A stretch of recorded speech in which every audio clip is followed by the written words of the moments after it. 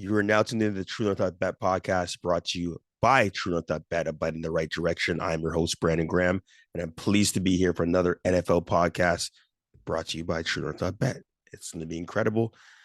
We are heading in another unprecedented week. It's going to be incredible. Another week 5, as you know, we're heading into week 5. But we have to go over a lot of news that has actually sparked the NFL world in general. And of course, what we'll do is we'll start off with the biggest news that started the week, which was on Thursday with Tua Tagovailoa going into concussion protocol and getting hit in the spine. His head in his head, second quarter, his hands doing, going in different directions. A lot of people call it gang signs, whatnot, being really unprofessional. Thursday Night Football showing the play over and over and over and over again. It was really, really disturbing to see. But at the end of the day, there has been justice. All right. The fact that Tua Tagovailoa had a second concussion in as many weeks, second concussion in 2 weeks, where pretty much that would mean that there was some chance that he could have passed away, because if you get 2 concussions in the same week, things can happen. It's extremely, extremely dangerous. And there's just simply a lot that can simply go wrong. Right. So with that being said, the doctor that was in charge of actually clearing him to go back into the game and to play this week has been fired, relieved of his duties. It's incredible that in this day and age, in 2022, this stuff is still happening. After the concussion movie with Will Smith, after everything that's happened with a number of players, Junior Seau, you go down the list of people that have even retired a little bit earlier as well, too, because there's been so much, turmoil and so much, negative connotation or negative backlash, along with long instances where players after they retired are having trauma, brain trauma, injuries, or brain trauma effects, not able to, go through the regular motion in a sense, because of course their cognitive abilities have been deterred. And it's because of the constant force they're putting through their helmets, through every hit, so on and so forth, especially defensive players as well too. So Tua Tagovailoa, he is cleared. He is in good spirits, but it's going to be very hard. Many people have actually told him, and professionals in his circle apparently have told him to retire, because it's just going to get worse and worse if he has another concussion. It's just going to be a long-standing injury. And this is a guy that pretty much, could have won or in contention for the Heisman, won a number of games at Alabama, so on and so forth, has done everything right, and played the game incredible, right? And he's a 2018 Heisman Award winner, because that year he was simply incredible in general. Jalen Hurts, his team is undefeated in the NFL as well, in Philadelphia right now as well too. But we'll get into that in quite a bit.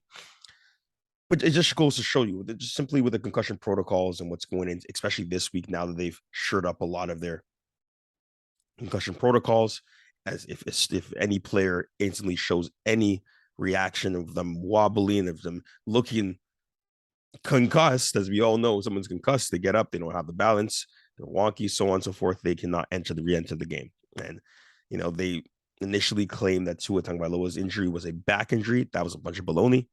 That was not the case. It really came down to the point where many of his teammates were very, very, very scared for him, right? Very scared for him to go back in the game, very scared for him in general. He is playing well. They were undefeated up until Thursday against the Cincinnati Bengals, who are now 2-2 to win that game 27-15. Of course, Teddy Bridgewater has to go into the game, and he's a capable backup, right? A guy that's gone through a traumatic injury as well, when he was on the come up in Minnesota. So there's a lot to speculate there. We have the young coach saying that, of course, he would never put any player in to hinder their safety, their health in general. There's a lot that goes into this, right? And if you think about it, these are multi-billion-dollar companies, million-dollar companies. Well, the NFL is $1 billion industry, billions. All right, a lot of these franchises have millions on millions, and we're still clearing guys to get back into games after they've shown trauma to their head, to the neck area. It's incredible. It's ridiculous in this day and age that this is still happening. But you can say the same thing about racism and a number of other things as well too. But anyways, I digress. Now to other news. There was a time in summer training camp where Tom Brady said that he takes, certain days off. He's 45. He comes back. He's took a week off. He said it, told the press pretty much he's 45. A lot of crap is going on in his life. He comes back with a nose job, comes back with a different hair. You're thinking that he's coming back again, 45 years old, after pretty much retiring, then unretiring. For 37 days, he was unretired. He was pretty much retired.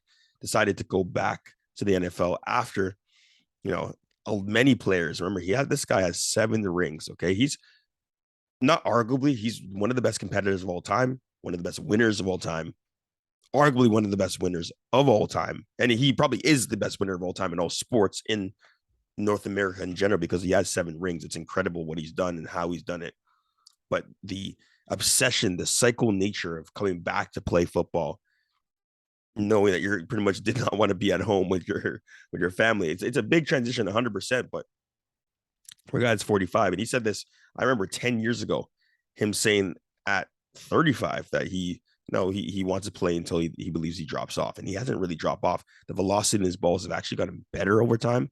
He's still throwing very good balls, so on and so forth. But they're losing. They lose 41-31 to the Kansas City Chiefs. All right, coming up this week, they have a pretty favorable matchup against the Atlanta Falcons. They're 10-point favorites, but at the same time, that can go anywhere, right? They haven't really shown that they can run the ball at all. They haven't really shown anything at all. They're still the first in the NFC South, would be that 2-2, but it's still 5 weeks into the season. But the biggest news with Tom Brady is the fact that this week, and this is the problem with being a star on a pedestal, a guy that your entire life is in the limelight. Everyone knows exactly what it is, what's happening. It's rumored that him and his wife Gisele Bundchen, who's a supermodel, probably makes more money than him over the span of her career, still had kids, all that stuff, and still is one of the most established models of all time, have filed for divorce, or pretty much have hired lawyers to go through the divorce process in general. So that's shook up the entire sports world, seeing how that's happening. People coming out the woodworks and saying this guy has 7 rings, still went back, pretty much doesn't want to be home. He's sick of his family that much. The memes were incredible. It was really, really funny. But seeing that that's being released during the middle of a season, all right, and the fact that his Twitter bio says family and football with his entire family there, it's incredible, and it's a really interesting story, because he is the greatest quarterback of all time. Not the most talented, because last week we saw Aaron Rodgers throw for his 500th career touchdown pass, and that's only 5th person in history. Of course, you got the Tom Brady, you got the Drew Brees, you got so on and so forth. You have Montana, you have other guys that have thrown that much in general. But the fact that that's happened, all right, it really does show that, of course, there's life outside of football. Okay, there's life outside of football. There's life outside that, and many people are questioning his decision. But when it comes down to it, you can never, ever question someone else's decision in life, because you're not living their life. You don't know what's going on behind closed doors. You have no idea. So no one can say that at any point. No chance. All right. So that's one thing I want to make sure everyone's clear on. And I've just pretty much stopped assuming about different people's lives, because you're not living that life. But it is going to be tough, because they have hired lawyers. He has a big brand behind him. She has a big brand behind him as well, behind her as well. They have the kids. It's just a mess to happen right now. And of course, now his teammates should probably have to answer to it. Coach has to answer. He has to answer to it. It's going to be annoying the rest of the way from here. But going through a divorce when you're only at 500 for a psycho competitor like Tom Brady, you must know that he is very, very mad about what he's going through, right? You can definitely take that to the bank. Absolutely. From there, the Philadelphia Eagles, number 1 in the NFC East. Many call it the NFC Beast. With, of course, the Dallas Cowboys there as well, too, with Cooper Rush going 3-0. He simply cannot lose. The Philadelphia Eagles have a great running game. Okay, that's unquestioned. An absolutely great running game with Miles Sanders. You can put Boston Scott in there, Gainwell. There's a lot of guys that they mix around. They run 3 guys. It's almost like they have Chip Kelly's offense from a few years ago, but with Sirianni's guys in here as well here. And he's done a good job with his team, man, tempering them, motivating them, because to be honest with you, I think the biggest reason is because Jalen Hurts has just taken another leap this year, right? With AJ Brown, this boy there, with his Alabama brother in Devontae Smith, Chris Goddard, the old line, Jason Kelsey, they're blocking very Max Johnson. They're blocking extremely well, getting upfield. They're making the holes. They're doing a really good job. They've done an incredible job uh, throughout the span of this year thus far. But if you really come to think about it, they have played, all right, they have played the Detroit Lions, all right, they play the Jacksonville Jaguars just now, playing the Cardinals coming up. Um, and they they haven't really played too many great teams thus far. Okay, that's just the bottom line of where you have it. But you have the Commanders, as well mixed into that little area, right? Or mixed into what they have. They play the Vikings. So Vikings, Lions, Jaguars, and Commanders. Those aren't great teams, right? Of course, Minnesota are probably the best of the bunch, but that's in prime time. And we all know that Kirk Cousins cannot play in prime time. He chokes every single time. And that's just the fact. It's all the stats. He's not great in primetime games.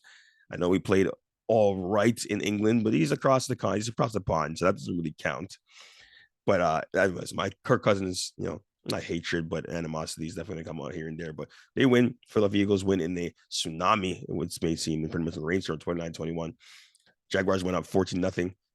Philadelphia Eagles come straight back, run the ball, pound the ball. Jalen Hurts knows when to put his head down and get yardage, but he's throwing the ball a lot more effectively. He's spreading the ball around. He's doing a way better job. And to be honest with you, when it comes to him versus Tua, two Alabama guys, him starting and Jalen Hurts starting initially, then Tua Tagovailoa taking that job from him, and of course then Jalen Hurts, saving the day for Alabama later on. They have a great relationship, but seeing both of those guys, excel at the highest level is definitely a feast. It's definitely something great, and I know Nick Saban is probably smiling from ear to ear as we go, right? So that's one thing I wanted to make sure everyone understood initially. Dallas Cowboys, okay? Dallas Cowboys end up beating the Bengals, all right? Initially, they end up beating, the Rams. No, not the Rams. They're playing the Rams this week, right? They end up beating just the Commanders at home as well, too. But Jerry Jones' guys, these guys are moving the ball well. They're running the ball with Tony Pollard really well. They're doing everything well on through the air, but they're playing weaker teams, right? And initially, but they play the Bengals. Obviously, that's a one good win. They win 25-10 against the Commanders. And should Dak be benched or should Dak be traded, or in a sense? A lot of people were talking a lot of foolishness. Remember, Dak is still undefeated against the Commanders. It's one thing that we have to understand, but I wouldn't rush, pun intended, Cooper Rush. I wouldn't rush Dak back at all with his broken finger, because Cooper Rush has handled this offense pretty well. I think he has a really good arm. He's a competitor. He's 3-0 now as a starter. They do play the Rams in SoFi Stadium. So that's going to be something in a game that's really interesting to see how he responds there. But if he continues to play well, you're going to have to keep him in there. He's finding guys. He's going through his progressions pretty quick. He's getting the ball to the open receiver. He's getting the ball to his playmakers, right? The guys like CeeDee Lamb, Michael Gallup. He's throwing really good balls. And to be honest with you, it's a well-oiled machine right now, especially when you have a good running game. If you have a good running game and you establish to run early, your passing game just opens up. It's just simple, quick math, simple science when it comes to football in general. It's just exactly what it is, right? That's what it is, point blank. So Dallas Cowboys continue with Cooper Rush, because I think he's definitely a guy that I believe a lot of people believe in right now. Mike McCarthy believes in him. Jerry Jones believes in him right now. So he's a serviceable backup. They end up cutting him, I believe, and then bringing him back. Kellen Moore is running really good plays as the offensive coordinator. Like, I give them a lot of credit. They are winning these games handily, and they're doing it at home, and they're doing it with a good balance scheme, a good balance game plan every single time before they actually get out there and get it done. I want to talk about the Baltimore Ravens, because I came on this podcast and I said that the Baltimore Ravens are a team to be reckoned with. And they are, because Lamar Jackson is ridiculous. He's been putting up numbers left, right, and center. But they go up against the Bills at home in a rain tsunami as well. This is pretty much the week for a bunch of rain and just miserable weather for whatever reason. They end up going up 20-7 in the second quarter, okay, from a pick And you have, a few runs from J.K. Dobbins. Shout out to OH alum, J.K. Dobbins. But then they have very questionable calls. They're, letting the Bills score and having them go back and score again, to having defensive lapses. They've become a team where they peak very early in games and aren't able to close it. And there was an instance with 4 minutes left, 4:39 the clock, when it's a tie game, 2020, right? Because it's a tough weather game. It's really hard to run the ball. Sorry, it's really hard to throw the ball. So running the ball is going to be, you're pretty much cramping the line. You're putting everyone in the box and having the running backs run around, and you're not going to really going to gain many yards doing that. So you have to go go to the pass. So when it comes to that, they didn't do a really good job calling plays down the line. Greg Roman needs to improve that intensely as soon as possible. But the Bills showed fight. They showed a lot of courage.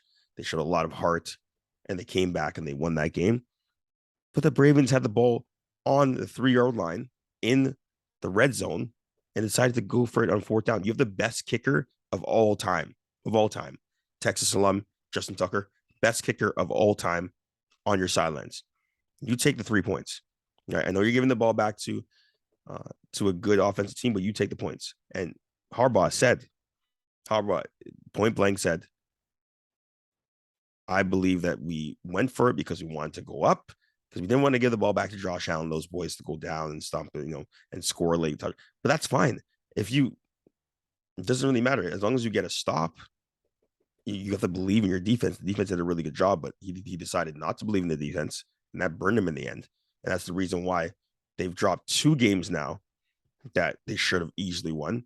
They should be 4-0 right now. They should definitely easily be 4-0 right now. Both Ravens should be 4-0, but have beat themselves in the game against, of course, the Dolphins and the game against the Bills.